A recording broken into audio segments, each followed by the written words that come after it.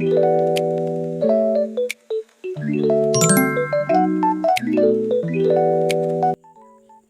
guys, it's me Eva and welcome to my YouTube channel. So for today's video, pag-uusapan po natin yung solo parenting at ang apat po na aspeto nito.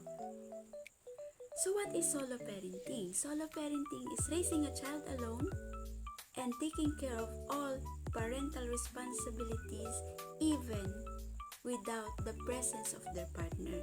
So hina-highlight din po dito na basta po yung total weight po ng responsibility is nasa isang tao lang, ay makukonsider po ito na solo parenting. Kahit po nagbibigay po ng support basta separated po sila ng partner nila. At alam nyo ba na ang isang solo parent po ay may apat na aspeto? Ang unang-unang aspeto po ay yung pagiging sole caregiver.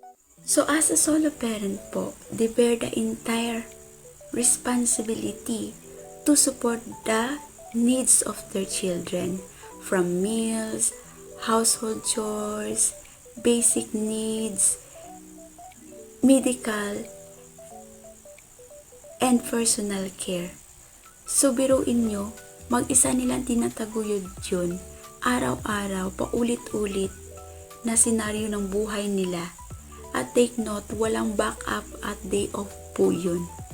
So, ang pagiging isang parent, solo man o hindi, is yun yung pinakamahirap na trabaho at wala pong sahod yun. Pero ang pinakamaganda lang po doon is nakaka-proud at nakakataba po ng puso na mapalaki nila yung kanilang mga anak bilang isang mabuting tao na mag-isa lang nilang tinataguyod yun. So, ang pangalawang aspeto po ng isang solo parent ay ang pagiging sole provider. So, as a solo parent, they are responsible to support the financial. Mag-isa nilang pinoprovide yung pangangailangan sa bahay, bills, needs ng mga bata, both educational at basic needs po. So, imagine marunong po silang mag-balance ng time bilang isang caregiver at the same time po isang provider. At take note, napakahirap po yung gawin. Kasi in reality, sa isang typical na pamilya, both parents po yung gumagawa ng duties na yun. So, kahit po isa lang yung anak o dalawa yung anak, both parents pa rin po yung nagtatrabaho at nag-earn ng money. Kasi minsan, napakahirap pagkasyahin po yung kinikita ng buong mag-anak para maitawid po yung pang-araw-araw ng kanilang mga anak. So, kudos po dun sa mga single parents po na viewers natin dyan na tinataguyod at kinakaya nila ang ganong man kahirap ng hamon ng buhay na mag-isa. So, ikatatlong aspeto po ng solo parent is yung various paths. Bakit po ba nagkakaroon ng solo parent? Number 1 po yung divorce and separation.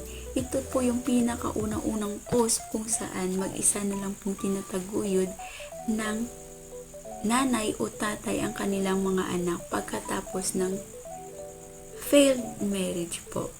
So, sometimes kasi hindi po natin may iwasan na wala po talagang perfect relationship. Nakadepende po yan kung paano i-handle ng parents yung mga challenges sa buhay nila. Pero minsan, may mga cases po na mas pinipili po nila na mag-separate kaysa magkaroon po ng hindi ka nais-nais na environment habang nagsasama po sila yung mga anak nila. Number 2 is yung death of spouse. So, nagiging solo parent po yung iba dahil po sa pagkawala ng kanilang partner at hindi po nila choice yun o ginusto yun. Kasi, sino naman po ang gugustuhin mawalan ng spouse? Kasi napakahirap maging solo parent po. Lalong-lalo na pag maraming anak po na naiwan. So, eventually, si mama o si papa ang magpapatuloy na magpo-provide at magki-care po sa mga naulilang anak. Pangatlo po isang tinatawag na unplanned birth. Ibig sabihin po, hindi plano na pagbubuntis.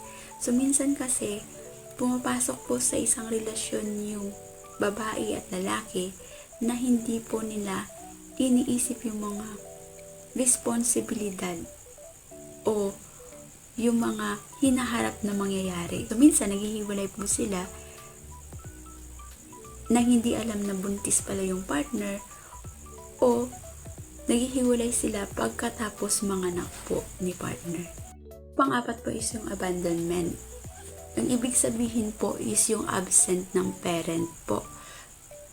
Pag yung parent po ay umalis at kinat-off po yung responsibilidad, both financial and communication po sa kanyang mag-anak. Ang panglima po is yung partner incapacity or incarceration. Meaning po yung spouse is mentally or physically unable to be parents po doon sa bata or maybe na-detain kaya mag-isang tinataguyod ng naiwan na parent yung kanilang anak. So makakonsider po yun yung solo parent. At panghuling aspeto po ng solo parent is yung absence of partner.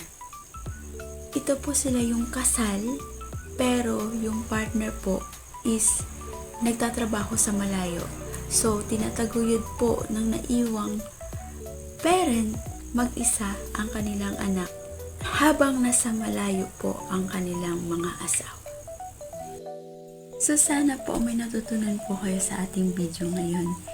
And until next time, see you around and goodbye!